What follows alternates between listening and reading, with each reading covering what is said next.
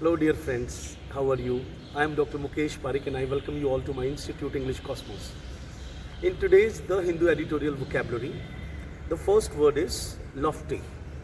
I've taken these words from a very good article by Shashi Tharoor.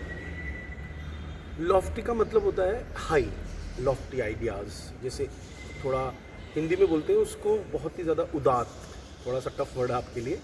Exalted, sublime जैसे होता है, Majestic, eminent, ये इसके synonyms हैं.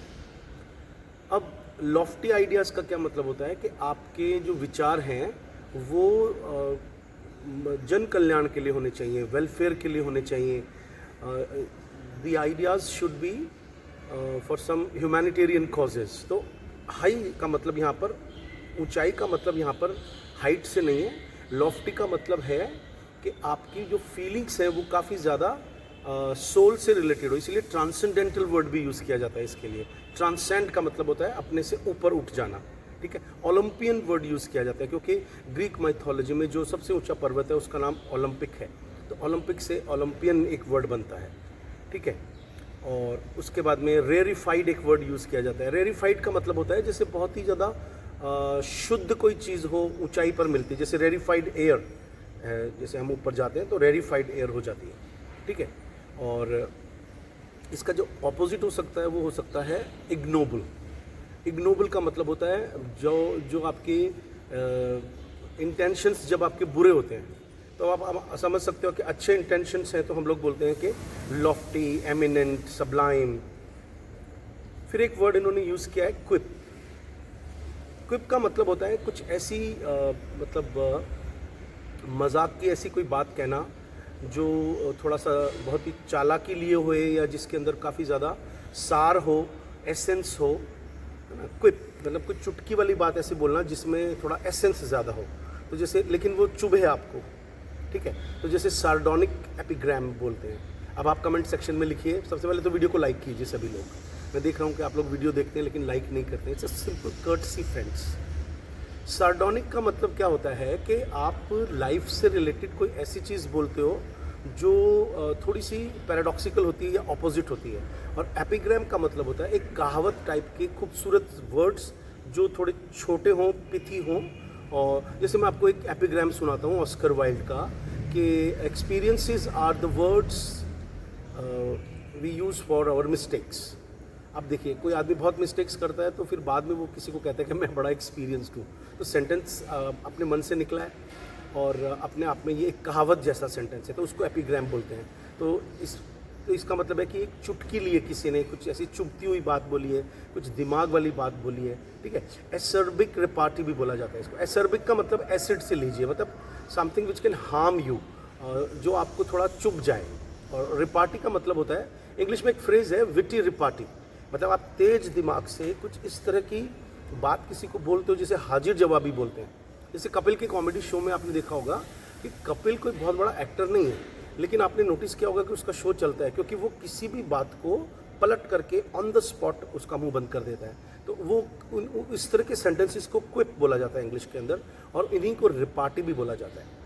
और एक बॉन मॉट वर्ड यूज़ किया जाता है. इट्स अ फ्रेंच वर्ड, बॉन मॉट. एक जू डी स्पिरिट. जू डी स्पिरिट का मतलब होता है कि हाई स्पिरिट में किसी को चलते चलते, बात करते करते उसका मुंह बंद कर देना, उसके साथ कोई ऐसी अच्छी सी बात कहना उसको. ठीक है.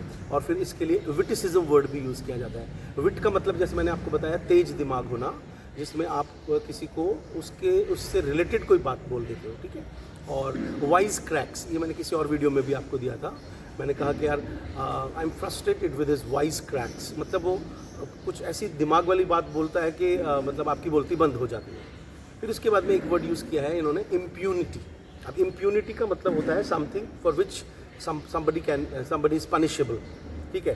तो इसमें जैसे पनिशेबल से ऑपोजिट, सॉरी, मतलब जिससे इम्प्यूनिटी दे दी किसी को, इसका मतलब है कि उसको सज़ा नहीं मिल सकती है. अवे फ्रॉम, जिसको हम बोलते हैं एक्सॉनरेशन बोलते हैं, जैसे हम लोग विंडिकेट करना. तो एक्सॉनरेशन या अनअकाउंटेबिलिटी, मतलब अब वो जिम्मेदार नहीं है उस चीज़ के लिए, उसको हमने इम्प्यूनिटी दे दी है. ठीक है. फिर रेटिफाइड एक वर्ड यूज़ किया गया। रेटिफाइड का मतलब कहीं से किसी को स्वीकृति दे देना किसी चीज़ की, अप्रूवल दे देना। जैसे सैंक्शन हम वर्ड यूज़ करते हैं, दैट कि भाई इस बुक के लिए इन्होंने यहाँ से सैंक्शंस ले लिए हैं।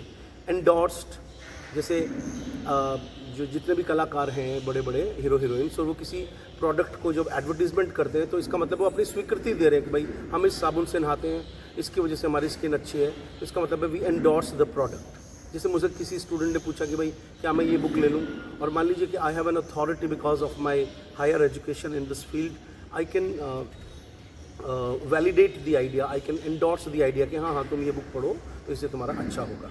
ठीक है, फिर इसमें कन्फर्म्ड आ सकता है, लेजिटिमेटाइज आ सकता है कि भाई ये लेजिटिमेट आइडिया है, इसको लेजिटिमाइज्ड कर दिया गया है। फिर एक वर्ड यूज़ किया गया है इंकर्जन्स। इंकर्जन्स का मतलब बहुत कॉमन है, जैसे आजकल घुसपैठ की बहुत बात हो रही है, तो इंकर्जन का मतलब होता है कहीं पर जबरन घुस जाना।